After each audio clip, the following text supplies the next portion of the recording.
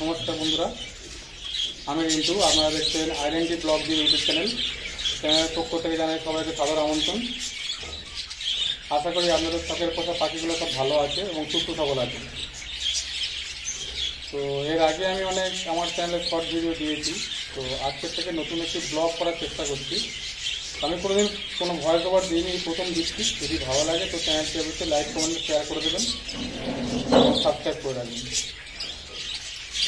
তো আজকে যে টপিক নিয়ে আলোচনা করবো সেটা হচ্ছে পাখিকে কীভাবে সফট ফুড দিতে হয়, কী সফট ফুড দিতে হয়, কীভাবে দিতে হয়, কখন দিতে হয়, কখন তুলে নিতে হয়, যার জন্য কোনো পাখি কোনো মারা যাবে না, কোনো লুজ মোশন লাগবে না, কোনো ডায়রিয়া হবে না, সেই বিষয় নিয়ে আলোচনা করবো। তো কীভাবে তৈরি করতে হয়, কীভাবে বানাতে হয়, সেটাই আপনাদেরকে দেখাবো। তো চলুন দেখে নেওয়া যাক কীভাবে দিতে হয় সফট ফুড।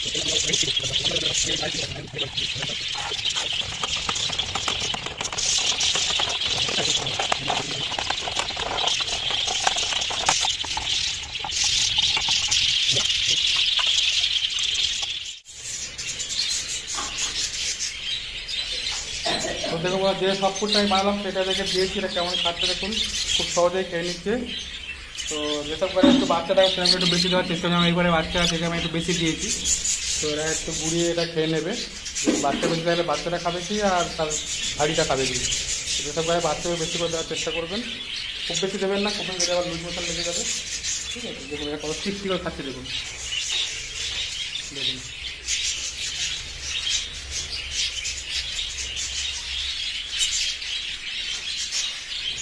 ঠিক দেওয়ার ঠিক 1 ঘন্টা পরে বাটিগুলো সব তুলে নেবেন, যা থাকতে থাকে বাকি সব তুলে নেবেন। কারণ হচ্ছে ওর পরে যেটা থাকবে সেটা হচ্ছে ডাস্ট হয়ে যায়, ওটা খেলে পাখি ডায়রিয়া লাগতে পারে।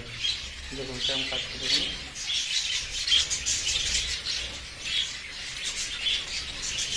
তো ফ্রেন্ডস, এবারে দেখাবো আমার কলোনিতে কীরকমভাবে খায় এই সব ফুডটা। তো আমার তো কেজ অনেক বেশি, তো আমি দেখাতে পারলাম না সব থেকে ভিডিও, মাফ করবেন।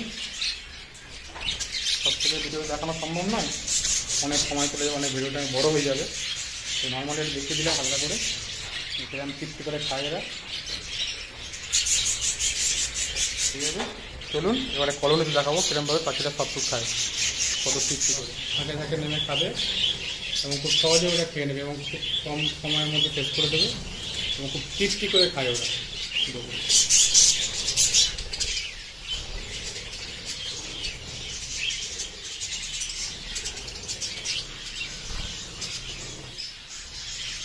দেখুন খুব সুন্দর তৃপ্তি করে খাচ্ছে দেখুন।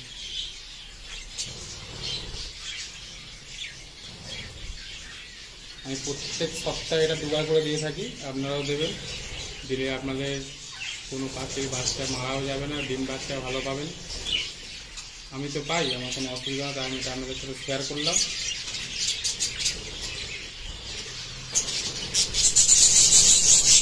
কারণ পাখির বডি ভালো থাকবে, তাই পাখির ইমিউনিটি পাওয়ার খুব ভালো থাকবে, স্ট্রেংথ ভালো থাকবে বডি, তবে এই জায়গায় প্রোডাকশান করতে ভালো পারবে না, ডিম বাচ্চা করবে, ডিমে পা দেবে, তবেই তো দেবে এরা।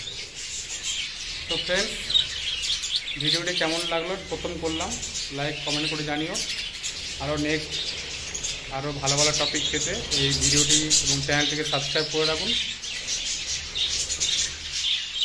আজকের মতো এখানে শেষ করছি ভিডিওটা।